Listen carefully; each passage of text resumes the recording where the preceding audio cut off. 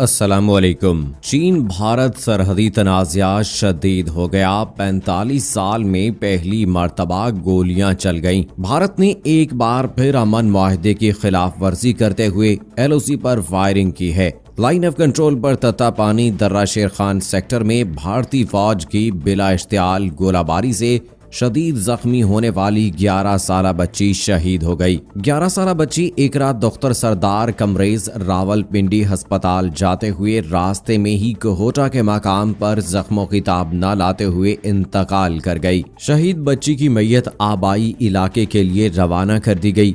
इसके अलावा आपको बताते चलें कि army chief general Qamar Javed Bajwa से अमरीकी सेनेट कॉम के कमांडर की मुलाकात हुई है, जिसमें खित्ते के जो स्ट्रेटेजिक सूरत हाल पर गुफ्तगू की गई है। पाक फौज के तर्जुमान के मुताबिक army chief general Qamar Javed Bajwa से पाकिस्तान के दौरे पर आए अमरीकी सेनेट कॉम के कमांडर ने मुलाकात की है। जराये के मुताबिक पाक फौज के तर्जुमान ने अपने ट्वीट पैगाम में बताया है कि इस अहम मुलाकात में मकबूजा कश्मीर की सूरत हाल समेत अहम इशूज पर गुफ्तगू की गई। पाक फौज के तर्जुमान मेजर जनरल बाबर इफ्तिखार की जानिब से समाजी राब्तों की वेबसाइट ट्विटर पर जारी बयान के मुताबिक army chief general Qamar Javed Bajwa और अमरीकी सेनेट कॉम के कमांडर जनरल केंथ एफ मैकेंजी के दरमियान मुलाकात में खित्ते की जियो स्ट्रेटेजिक सूरत हाल पर गौर किया गया। DGISPR के मुताबिक दोनों रहनुमाओं के दरमियान मुलाकात में इलाकाई सिक्योरिटी, बाहमी ताल्लुकात के फरोग, अफगानिस्तान, अमन अमल और मकबूजा कश्मीर की सूरत हाल पर भी बात की गई। पाक फौज के सरबराह से अमरीकी सेनेट कॉम के कमांडर ने खित्ते की सूरत हाल पर गुफ्तगू करते हुए मसला कश्मीर के हल को जरूरी करार दिया। उधर बिलाखिर भारत ने लाइन ऑफ एक्चुअल कंट्रोल यानी लद्दाख में चीन के साथ मुतनाज़िया सरहद पर भी फायर बंदी की खिलाफ वर्जी कर डाली। मेल ऑनलाइन के मुताबिक चीन और भारत के दरमियान 45 साल पहले मुआहिदा हुआ था कि दोनों ममालिक की अफवाज लाइन ऑफ एक्चुअल कंट्रोल पर फायरिंग नहीं करेंगे। इसके बाद से अमूमन लाइन ऑफ एक्चुअल कंट्रोल पर तैनात दोनों ममालिक के फौजियों को आतशी असलहा दिया ही नहीं जाता था। यही वजह थी कि आज तक लाइन ऑफ एक्चुअल कंट्रोल पर चीनी और भारतीय फौज के दरमियान जितनी भी झड़पें हुई हैं वो पत्थरों और डंडों से हुई हैं। रिपोर्ट के मुताबिक गुज़श्ता दिनों बिलाखिर भारत की तरफ से वार्निंग के तौर पर लाइन ऑफ एक्चुअल कंट्रोल पर भी फायरिंग कर दी गई, जिसके जवाब में चीनी फौज ने भी फायर खोल दिया। चूंकि दोनों तरफ की फौज की तरफ से वार्निंग के तौर पर यह फायरिंग की गई थी, लिहाजा दोनों तरफ किसी किस्म का नुकसान नहीं हुआ। ताहम इससे दोनों मुल्क के माबैन फायर बंदी का 45 साला मुआहिदा टूट गया। गुज़श्ता 3 माह से दोनों ममालिक की अफवाज के दरमियान कशीदगी को कम करने की कोशिश की जा रही है, ताहम ऊंट किसी करवट बैठने का नाम ही नहीं ले रहा। वाज़ेह है कि चंद हफ्ते पहले चीनी फौज ने डंडों और पत्थरों से होने वाली एक झड़प में भारतीय फौज के एक कर्नल समेत 20 फौजियों को हलाक कर दिया था, जिसके बाद से दोनों मुल्कों में कशीदगी बढ़ती जा रही है।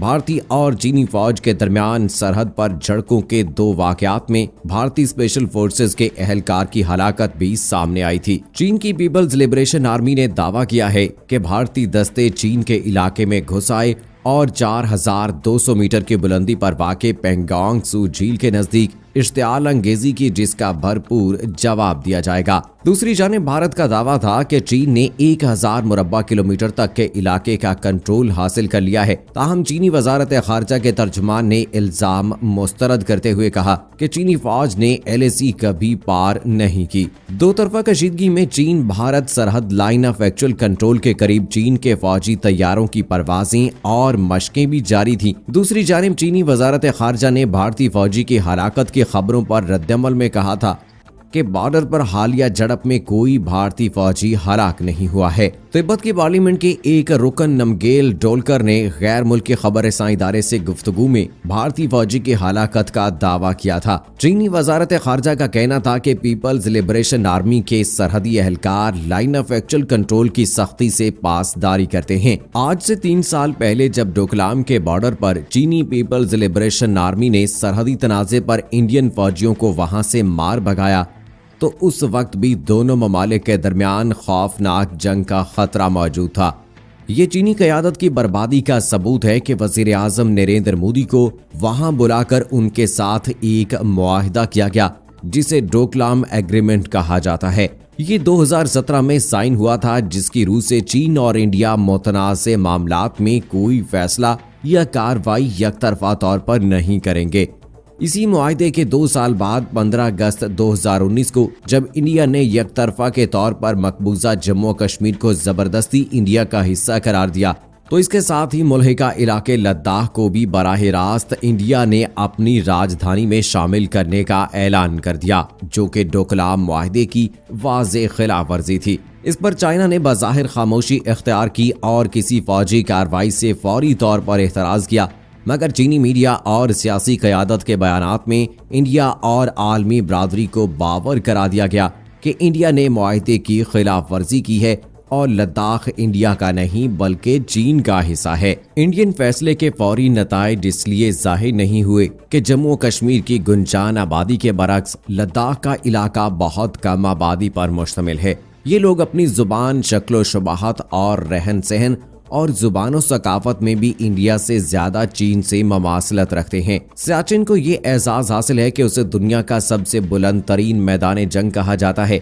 सियाचिन की ऊंचाई 16,000 फीट से ज्यादा है। सियाचिन के बाद दुनिया का दूसरा बुलंद तरीन मिलिट्री जोन लद्दाख में गुलवान वैली और पेंगांग लेक का इलाका है, जहां हाल ही में चीनी फौजियों ने लाइन ऑफ एक्चुअल कंट्रोल को अबूर करके भारत के जेर कब्जा मुतनाज़े इलाके में कई किलोमीटर अंदर आकर अपने मोर्चे और खैमे कायम कर लिए हैं। इसी दौरान चीनी फौजियों की भारत के साथ दस्त बदस्त लड़ाई हुई, जिसमें डंडों, घूसों और पत्थरों का इस्तेमाल किया गया और भारतीय फौजियों को धक्के देकर वहां से पीछे धकेल दिया गया। जब इंडिया वालों ने देखा कि पीएलए फौजियों की बॉडी लैंग्वेज खतरनाक है, तो वो खुद ही पसपा हो गए। चाइना का नगारी एओनसा एयरबेस ऑक्साई चीन से 200 किलोमीटर पीछे है, जिसकी बुलंदी 14,000 बेस फीट है, जो दुनिया का बुलंद तरीन एयरबेस है।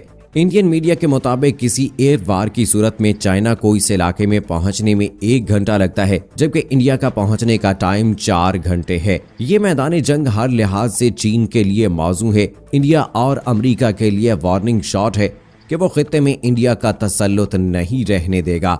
इंडिया की तरफ से खामोशी की एक वजह यह भी है कि अमरीकी सदर डोनाल्ड ट्रंप की दोबारा सदर मुंतखब होने की ख्वाहिश टूटने वाली है, लिहाजा वो इस पोजीशन में नहीं है कि इंडिया को चीन के खिलाफ कोई मजीद सब्ज बाग दिखा सकें।